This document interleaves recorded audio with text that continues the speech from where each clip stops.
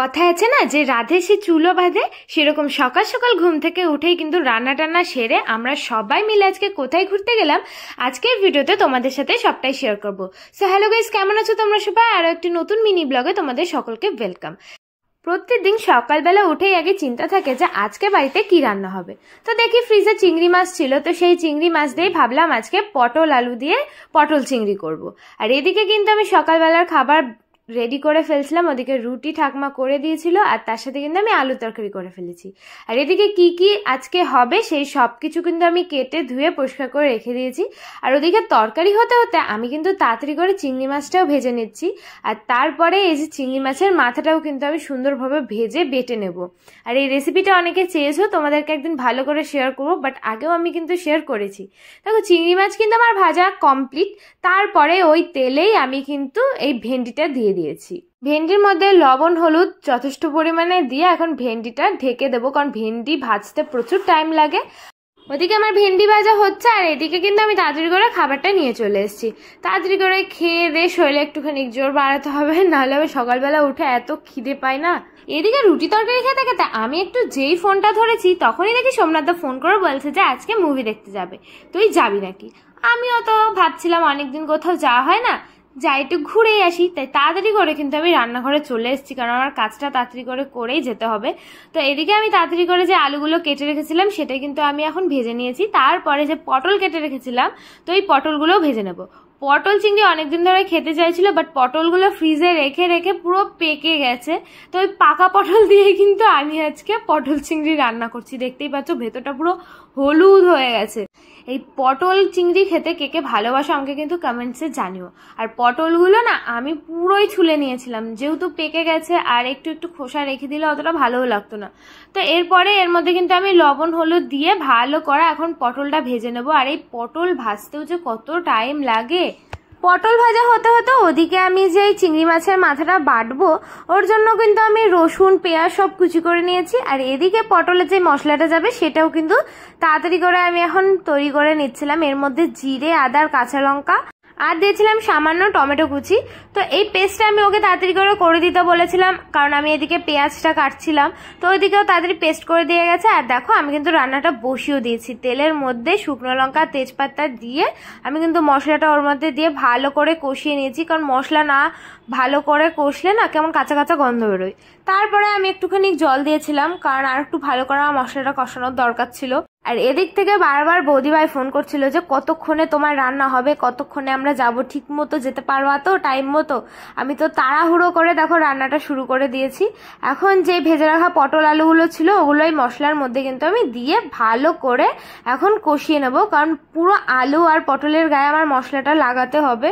আমি যেহেতু জিরে বেটে দিয়েছি তাই এর মধ্যে আর কোনো মশলাই দিইনি, শুধু একটুখানি চিনি দিয়েছিলাম, কারণ চিনি দিলে কালারটা একটুখানি ভালো আসে আর আমার মনে হয় তরকারির টেস্টটাও খুব ভালো হয়। এর জন্য আমি কিন্তু একটুখানি চিনি দিয়েছি।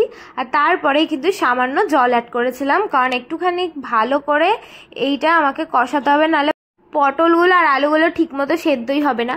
তো আমি কিন্তু অনেকক্ষণ ধরে এটা কষিয়ে নিয়েছি। আর তারপরে যে চিংড়ি মাছটা আমি ভেজে রেখে দিয়েছিলাম সেটা কিন্তু এর মধ্যে দিয়েছি।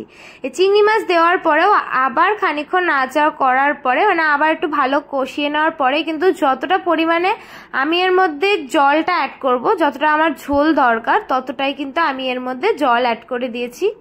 আর আমি যেহেতু লঙ্কা পেস্ট করে দিয়েছি, আবার একটা শুকনো লঙ্কাও পেস্ট করেছিলাম সাথে, তাই কিন্তু আজকে আর কাশ্মীরি লঙ্কার গুঁড়ো এর মধ্যে দিইনি। তো তারপরেই কিন্তু আমি এটা ঢাকনা দিয়ে ঢেকে রেখেছি। যখনই এটা ফুটবে এর মধ্যে কিন্তু আমি দিয়ে দেবো সামান্য পরিমাণে গরম মশলা। ঝোলটা কিন্তু অনেকটা পরিমাণে শুকিয়ে গেছিল, আর আমি খুব একটা বেশি মাখো মাখো তরকারি খেতে পারি না, আমাদের বাড়ি কেউই খেতে পারে না, তার জন্য একটু ঝোল ঝোল হয়। তো গরম মশলা দেওয়ার পরে কিন্তু আমার তরকারিটা পুরো রেডি। এবার কিন্তু আমি গ্যাসটা অফ করে এটা কিন্তু নামিয়ে নেব। তারপরে চলে গেছিলাম তাড়াতাড়ি করে স্নান করতে, কারণ এদিকে বৌদিভাই ফোন করে পুরো পাগল করে দিচ্ছিল। তাই তাড়াতাড়ি করে স্নান করে এসেই কিন্তু আমরা দুজনে খেয়ে দিয়ে রেডি হয়ে গেছি। আর রেডি হয়ে কিন্তু এখন বেরিয়ে পড়েছি। ওদিকে ও বাইকটা নিচ্ছে আর এদিকে কিন্তু আমি দাঁড়িয়ে দাঁড়িয়ে ভিডিও করছি। দেখো সকালবেলা উঠে কিন্তু রান্না টান্না করে তারপরেই কিন্তু আমাকে যেখানে খুশি সেইখানে যেতে হয়। তোমরা দেখে অনেকে কমেন্টস করো তুমি খালি ঘুরে বেড়াও, কিছু করো না। তো তাদের বলতে চাই, তোমরা কি বাড়ি এসে দেখে যাও? আমি তো মাঝে মাঝে ভিডিও পোস্ট করি, আর সবসময় কি পোস্ট করতে ভালো লাগে? ঘুরতে যাচ্ছি সেটা করলেই তো হয়, কি রান্না করে যাচ্ছি সেটা দেখাতে ইচ্ছা করে না। যাই হোক, দেখো এখন কিন্তু বেরিয়ে পড়েছিলাম, আর এদিকে কিন্তু সোমনাথ আর বৌদিও রেডি হয়ে বেরিয়ে পড়েছে। তো আমরা কিন্তু ওদের সাথে মিট করেছিলাম তাহিরপুরে গিয়ে, তারপরে কিন্তু আমরা একসাথে হয়েছিলাম। এবার আমরা 4 জনেই কিন্তু আজকে বেরিয়ে পড়েছি। আমাদের গ্রুপের আর কেউ আজকে যেতে রাজি হয়নি, কারণ হট করে প্ল্যান হয়েছে। তাই কি করব, আমরা 4 জনেই বেরিয়ে পড়েছি। আর যেতে যেতেই রাস্তাঘাটগুলো এত ভালো লাগে না। এটা হচ্ছে আমাদের কৃষ্ণনগরে যাওয়ার রাস্তা। দেখো রাস্তার ওপর দিয়ে গাছপালা এত সুন্দর লাগে। আমি কিন্তু ভিডিও করেছি ইনস্টাগ্রামে, তোমরা গিয়ে দেখে আসতে পারো।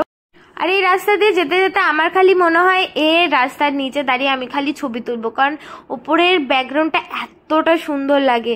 দেখো আমরা কিন্তু এখন আস্তে আস্তে পৌঁছে গেছি বিগ বাজারে, আর এই বিগ বাজারে কিন্তু SBF, আর আমরা আজকে দেখতে এসেছি বাবলি। তো আমরা টিকিট কেটে নিয়ে চলে এসেছি কিন্তু ওপরে, আর এখন লিফটের জন্য অপেক্ষা করছিলাম কখন আসবে আর কখন আমরা একদম উপরে যাব। তো ফাইনালি কিন্তু আমরা পৌঁছে গেছি, কিন্তু আমাদের টাইমের আগেই পৌঁছে গেছিলাম। একটুখানি দাঁড়িয়ে আমাদের অপেক্ষা করতে হচ্ছিল, কারণ এর আগে চলছিল স্ত্রী মুভি, আর এটা তো আমরা দেখে এসেছি কল্যাণীতে গিয়ে। তোমরা দেখেছো? তোমরা কে কে বাবলি দেখেছো আমাকে কিন্তু কমেন্টসে জানাবে। আমার তো বেশ ভালো লেগেছে, আমার তো শুভশ্রীকে খুবই ভালো লাগে, তাই শুভশ্রীর বই কিন্তু আমি সবসময় দেখি।